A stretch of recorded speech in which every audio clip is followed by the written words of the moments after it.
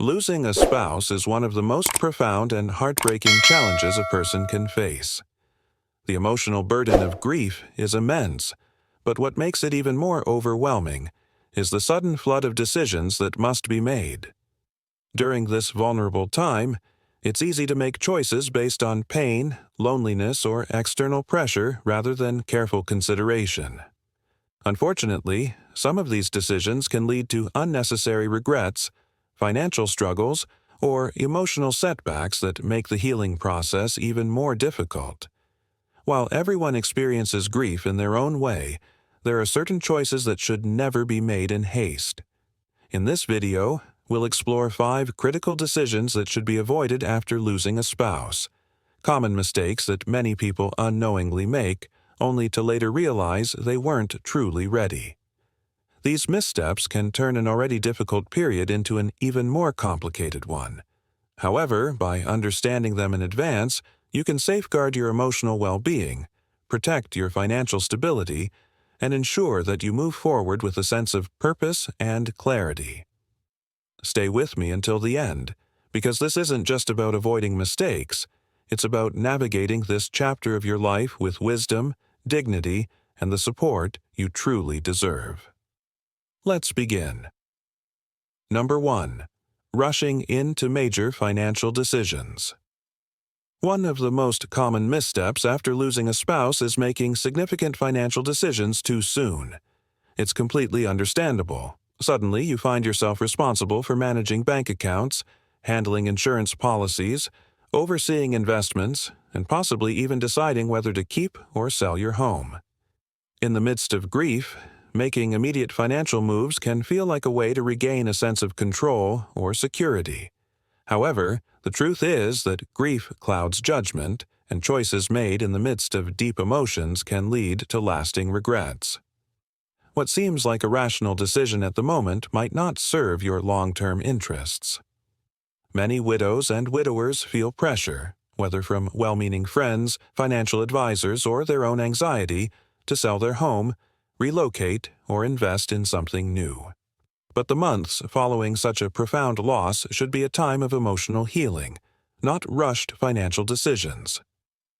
The wisest course of action is to give yourself time to process your grief before making choices that could significantly impact the rest of your life. Consider the story of Margaret, a 74-year-old woman who lost her husband after 40 years of marriage. Encouraged by multiple people to downsize immediately, she quickly sold the home they had shared and moved into a smaller apartment in another town. At first, it seemed practical: less upkeep, lower expenses, and a fresh start. However, once the initial shock of her loss wore off, she realized she had acted out of fear rather than careful thought. She deeply missed her familiar surroundings, her neighbors, and the sense of security her old home had provided. In hindsight, she wished she had waited longer before making such a life-altering decision. Financial caution is necessary not only when dealing with real estate, but in all aspects of money management. Many newly widowed individuals become targets for financial predators, people who exploit vulnerability for personal gain. Unsolicited investment offers, high-pressure sales tactics, or even well-meaning but uninformed financial advice from friends can lead to costly mistakes. If anyone urges you to sign documents, withdraw large sums of money, or invest quickly, it's essential to step back and reconsider. Wise financial decisions are never made in haste.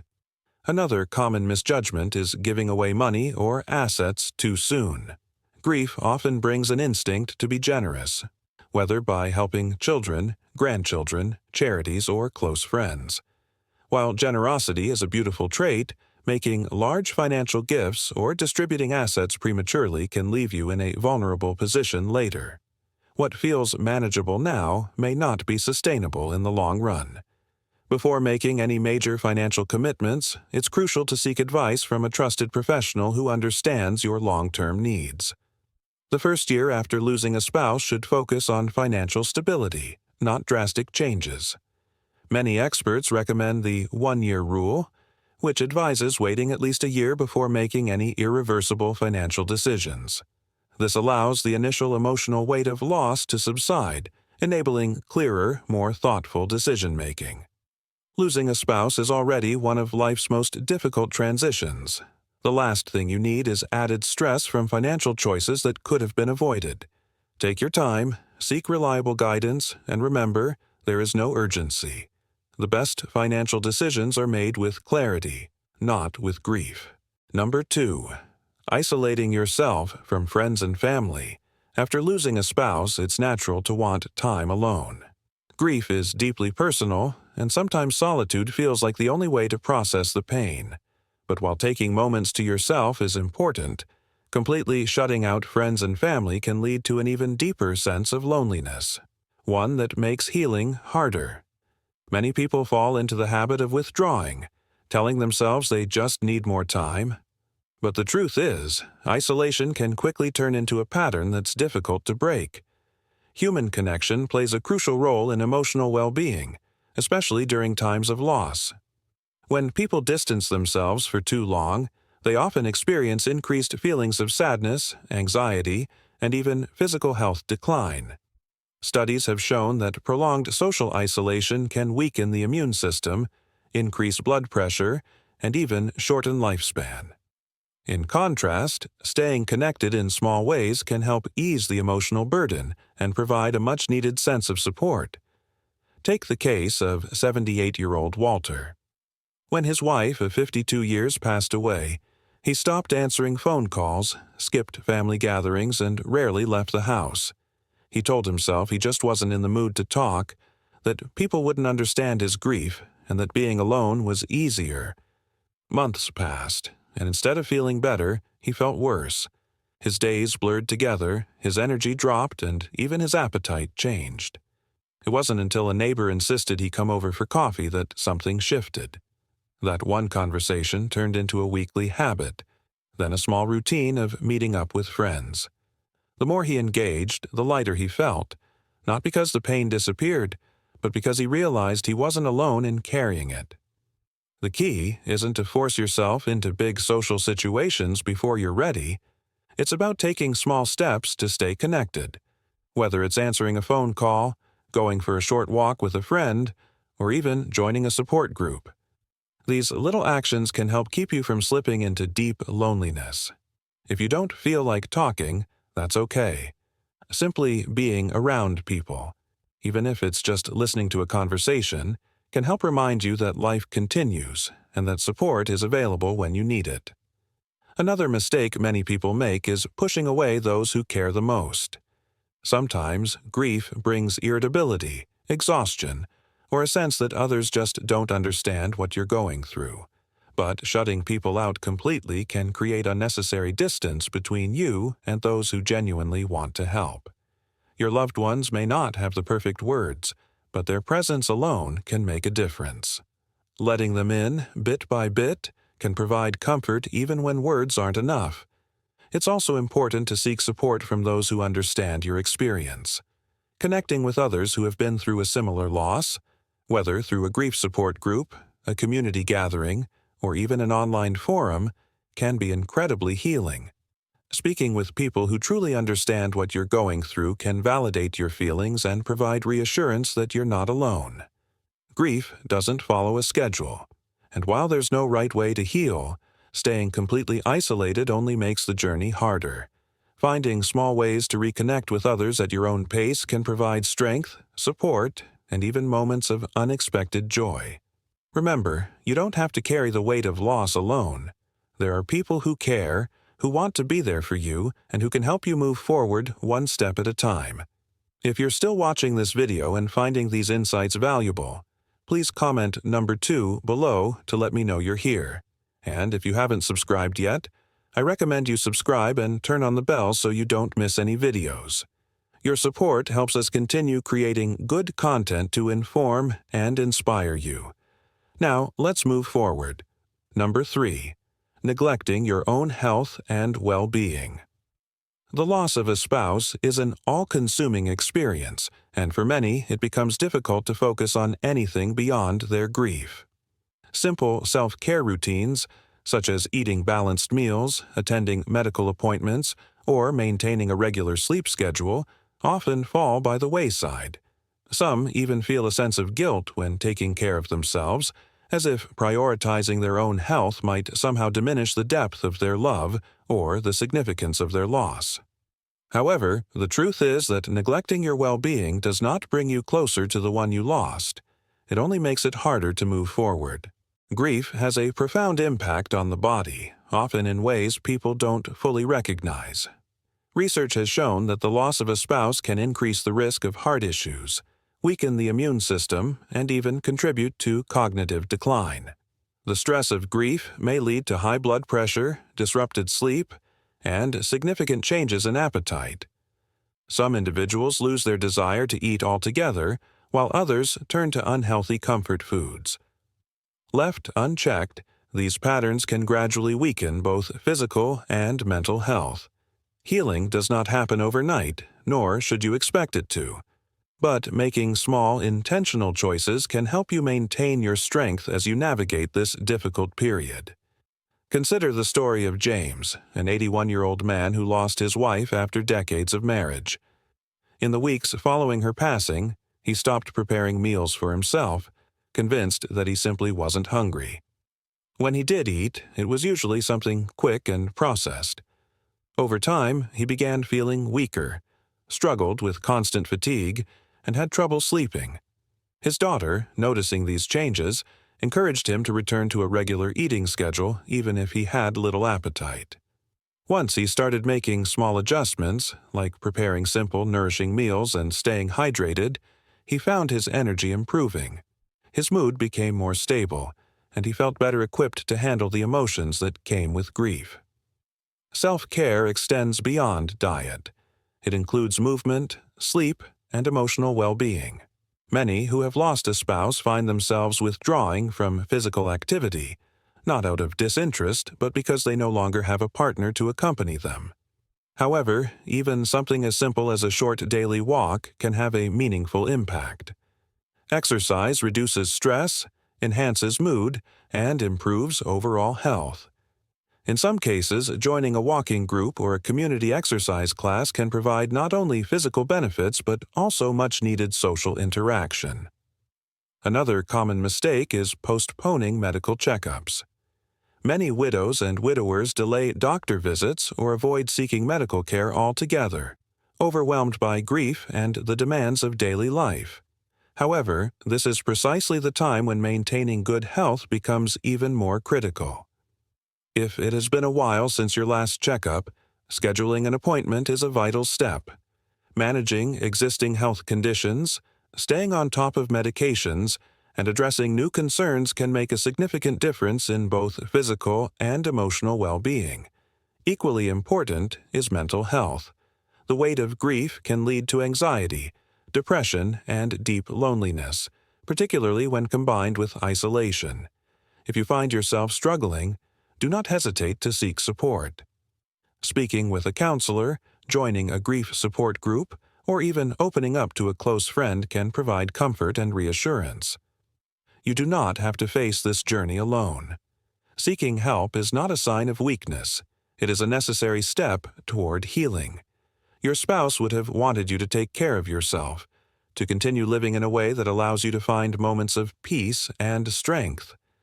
Grieving takes time, and it is natural to feel the immense weight of loss. But in the midst of it all, remember that your health still matters. You are still here, and your well-being is worth protecting. Number 4. Rushing into a new relationship. Losing a spouse leaves an emotional void that can feel impossible to fill.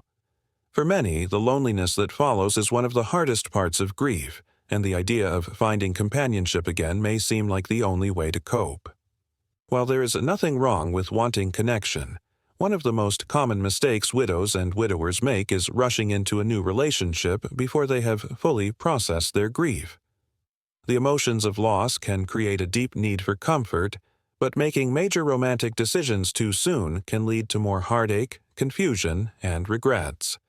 Grief doesn't follow a timeline, and everyone heals at their own pace.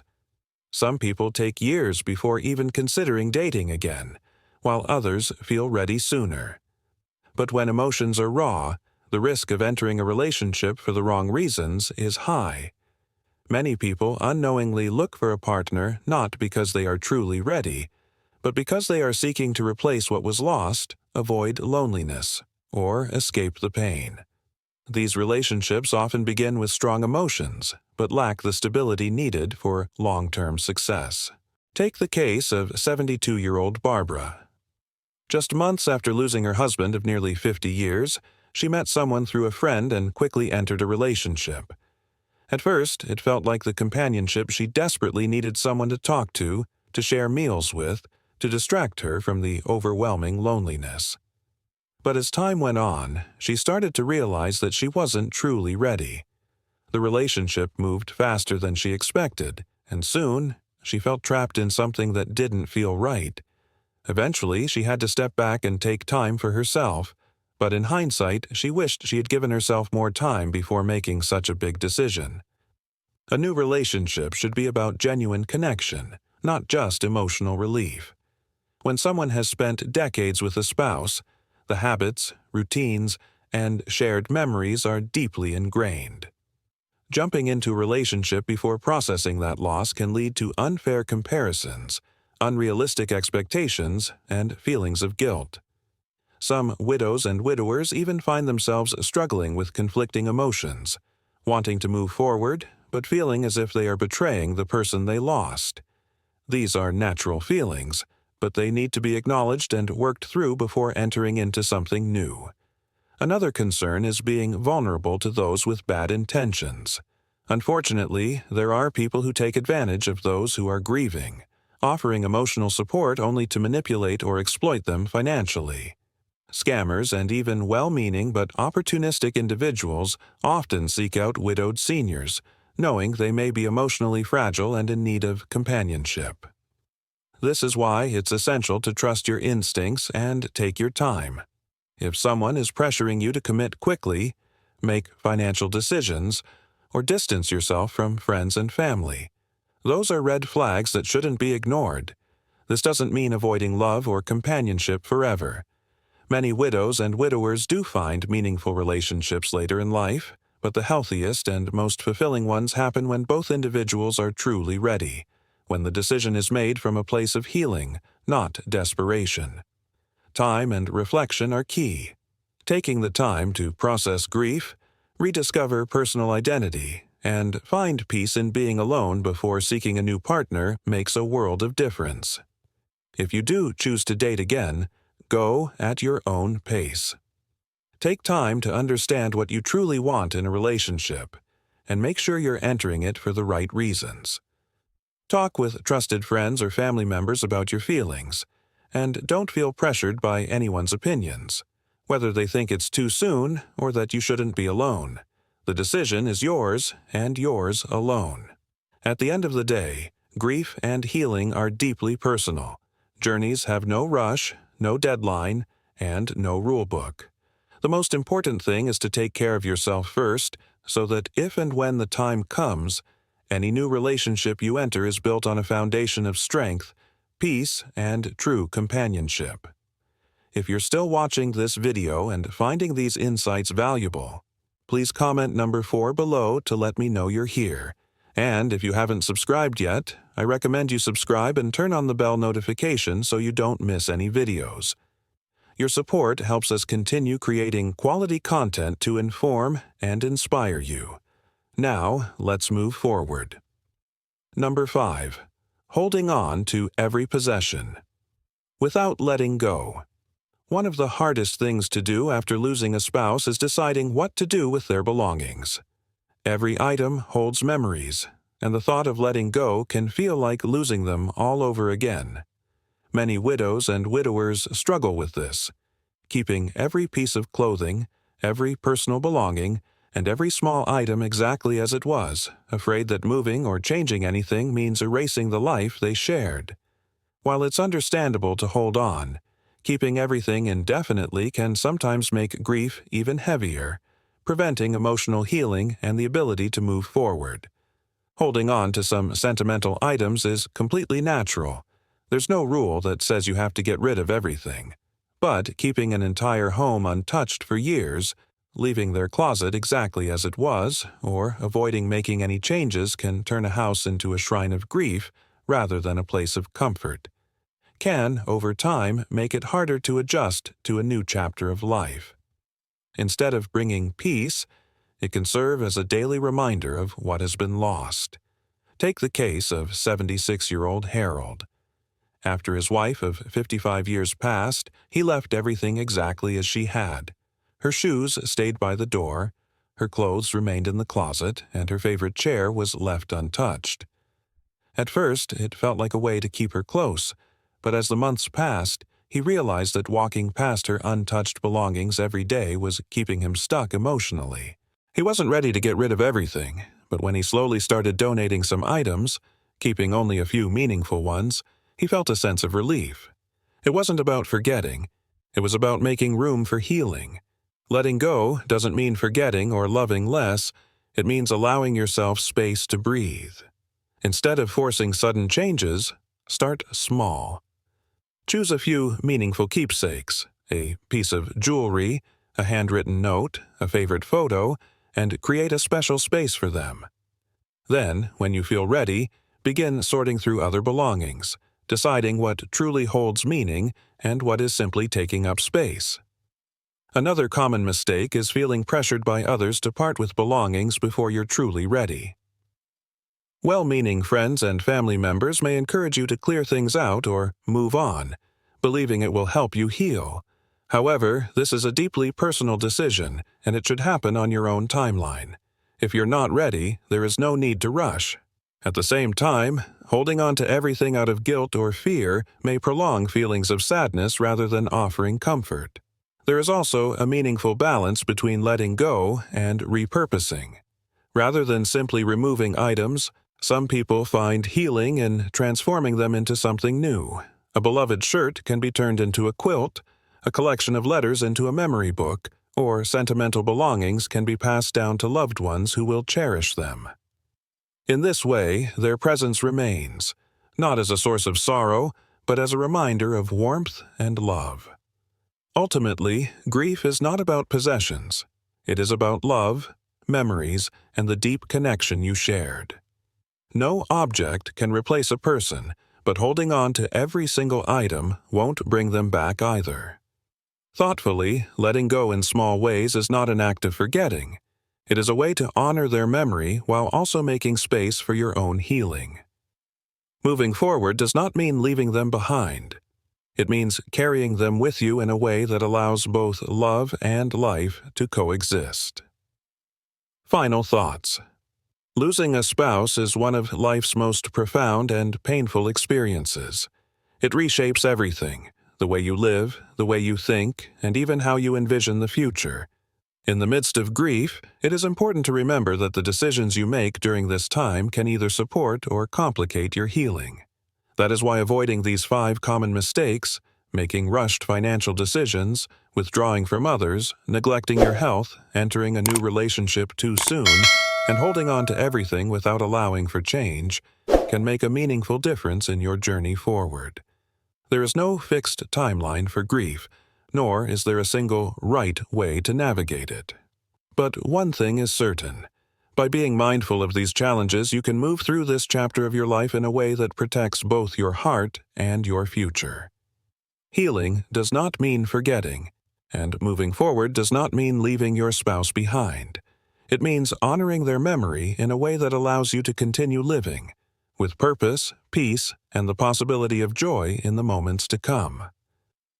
What resonated with you the most? Which of these insights do you feel is most relevant to your own experience? We would love to hear your thoughts.